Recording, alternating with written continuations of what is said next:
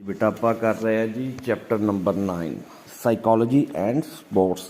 ਇਹਦੇ ਵਿੱਚ ਬੇਟਾ ਆਪਾਂ ਟੌਪਿਕ ਕਰ ਰਹੇ ਸੀ ਪਹਿਲਾਂ ਡੈਫੀਨੇਸ਼ਨ ਸਾਈਕੋਲੋਜੀ ਦੀ, ਨਾਲ ਇੰਪੋਰਟੈਂਸ ਕੀ ਨੇ ਸਾਈਕੋਲੋਜੀ ਦੀਆਂ।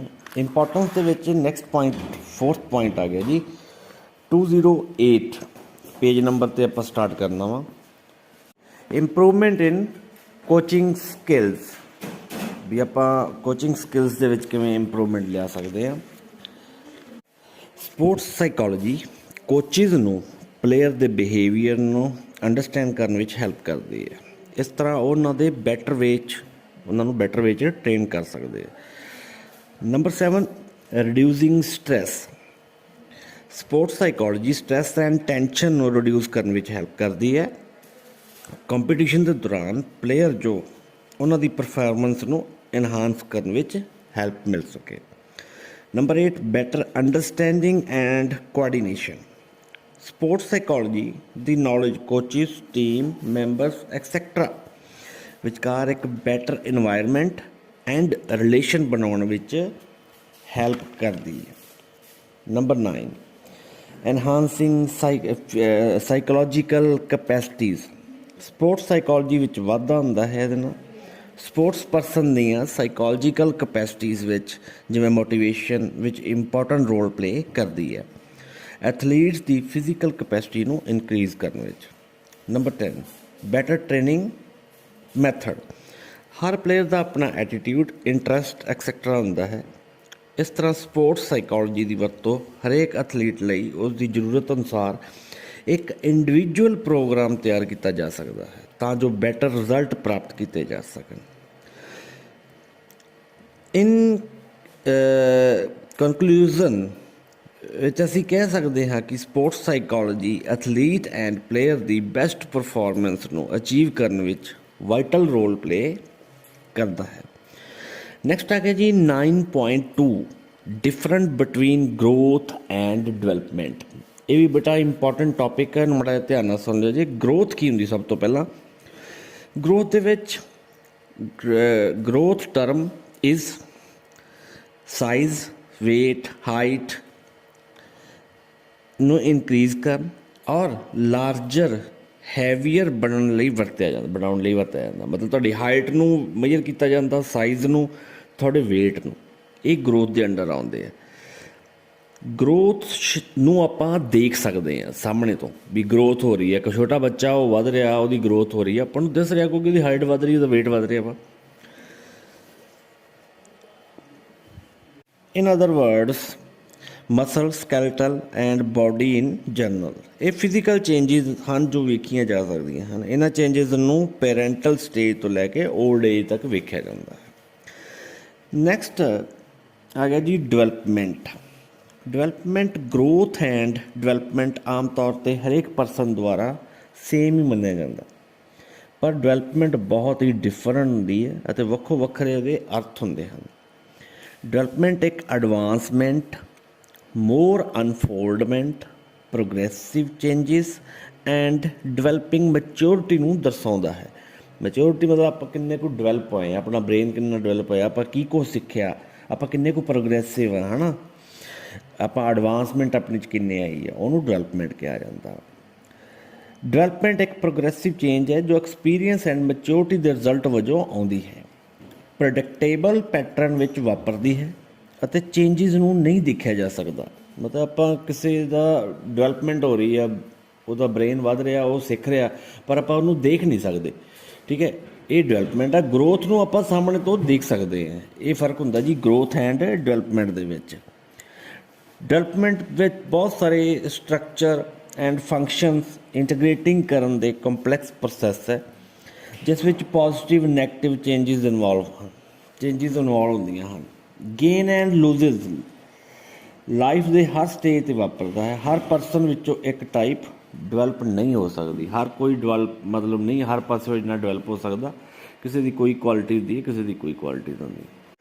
ਇਹਦੀ ਡੈਫੀਨੇਸ਼ਨ ਹੈਗੀ ਅਕੋਰਡਿੰਗ ਟੂ ਹਰਲੌਕ, ਡਿਵੈਲਪਮੈਂਟ ਸਿਰਫ ਲਾਰਜਰ ਗਰੋਵਿੰਗ ਤੱਕ ਲਿਮਟਡ ਨਹੀਂ ਹੈ। ਇਸ ਵਿੱਚ ਮੈਚਿਓਰਿਟੀ ਦੇ ਗੋਲ ਵੱਲ ਕ੍ਰਮਬੱਧ ਹੈ। ਮਤਲਬ ਕਿ ਇਹਦੇ ਵਿੱਚ ਮੈਚਿਓਰਿਟੀ ਕਿਵੇਂ ਵੱਧਦੀ ਆ, ਉਹਦਾ ਕਿਵੇਂ ਆਪਾਂ ਉਹਦੇ ਗੋਲ ਵੱਲ ਜਾਂਦੇ ਹਾਂ, ਉਹ ਇੱਕ ਤਰਤੀਬ ਹੈ, ਇੱਕ ਪ੍ਰੋਪਰ ਵੇ ਦੇ ਵਿੱਚ।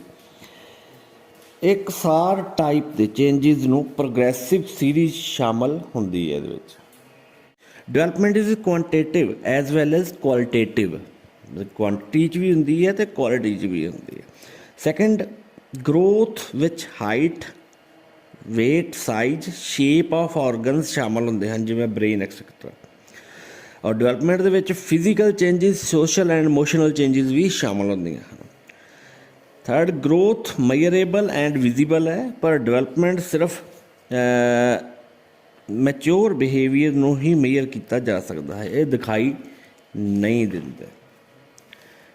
ਗਰੋਥ ਲਿਮਟਡ ਪੀਰੀਅਡ ਲਈ ਹੈ, ਭਾਵ ਖਾਸ ਏਜ ਤੱਕ। ਹੁਣ ਗਰੋਥ ਆਪਣੀ ਹਾਈਟ, ਆਪਣਾ ਵੇਟ ਇੱਕ ਖਾਸ ਇੱਕ ਏਜ ਹੁੰਦੀ, ਉਸ ਤੱਕ ਵੱਧਦਾ, ਉਸ ਤੋਂ ਗਾਂ ਨਹੀਂ ਫਿਰ ਵੱਧਦਾ। ਪਰ ਡਿਵੈਲਪਮੈਂਟ ਬੱਚਾ ਜਦੋਂ ਤੋਂ ਪੈਦਾ ਹੁੰਦਾ ਵਾ, ਜਦ ਤੱਕ ਉਹਦੀ ਡੈਥ ਨਹੀਂ ਹੁੰਦੀ ਤਦ ਤੱਕ ਡਿਵੈਲਪਮੈਂਟ ਹੁੰਦੀ ਰਹਿੰਦੀ ਹੈ ਇਨਸਾਨ ਦੀ। ਨੰਬਰ 5, ਗਰੋਥ ਇੱਕ ਆਸਪੈਕਟ ਬਾਰੇ ਦੱਸਦਾ ਹੈ, ਪਰਸਨੈਲਿਟੀ ਬਾਰੇ, ਪਰ ਲਿਮਟਡ ਸਕੋਪ ਦੇ ਵਿੱਚ।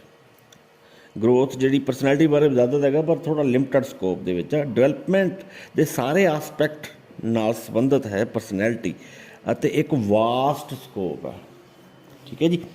ਹੁਣ ਉਸ ਤੋਂ ਬਾਅਦ ਆ ਜਾਣਾ ਜੀ ਡਿਫਰੈਂਟ ਸਟੇਜਿਸ ਆ ਜਾਣੀਆਂ ਬੇਟਾ ਡਿਵੈਲਪਮੈਂਟ ਦੀਆਂ।